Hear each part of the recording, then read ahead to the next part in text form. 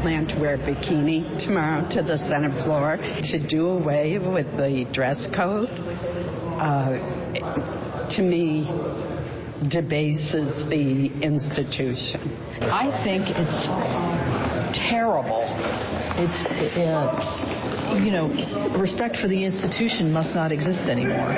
I don't tend to change anything. I expect to do the Senate the same way it's been done for 240 years. It bothers me big time. I mean, it's about tradition, discipline, organization, a show of strength. I mean, it's a joke.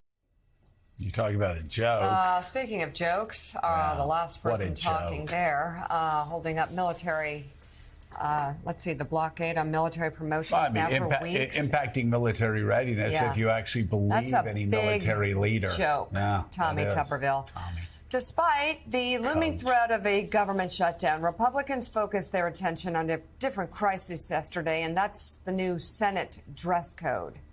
Last week, Majority Leader Chuck Schumer announced he was loosening the rules in the upper chamber to let all senators, including Pennsylvania Democrat John Fetterman, wear casual clothes on the Senate floor. So Willie, I'm not a big fan of this myself. I don't think they should. And yet, to talk about, I mean, for Republicans to talk about debasing the institution. My God, were they there on January 6th? Yeah, after what their own members did before January the 6th, on January the 6th, and after January the 6th.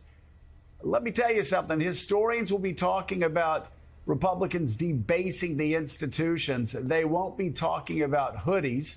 And again, I say this, I'm about tradition. I think they should keep the tradition. I think, don't loosen it up. I don't want people going on the floor wearing whatever they want to wear. And I say that as somebody who was called off the floor quite a few times, not to wear jeans or not to wear this or not to wear that. It's part of it. But again, for Republicans to act shocked and stunned and deeply saddened when they have people in their midst who encouraged the January 6th riots and then apologize for the January 6th riots, rioters basically claiming that they were somehow political prisoners. It's a joke. I'm completely with you on the rules. I guess I'm old-fashioned, too. I don't want my senators in hoodies and baggy Under Armour shorts while they're making speeches on the floor, but that's a separate issue. In so many ways, Republicans who've gone along for the ride with Donald Trump, especially around the 2020 election and January 6th, surrendered their right to be outraged about more minor things, or really anything, frankly, that Democrats do. You can't be upset in the case of Tommy Tuberville and others that we heard there. Susan Collins, Lisa Murkowski have been more outspoken about Donald Trump. But for Tommy Tuberville, who not only has gone along for the ride with Donald Trump, but as you say, is standing in the door right now, preventing people in the military, including senior leadership in the military, from being promoted, put in place, and hurting our military readiness, to use the hoodies and the T-shirts and the shorts as his moment of outrage. I guess shame is dead in our politics. So my God, is that shameless?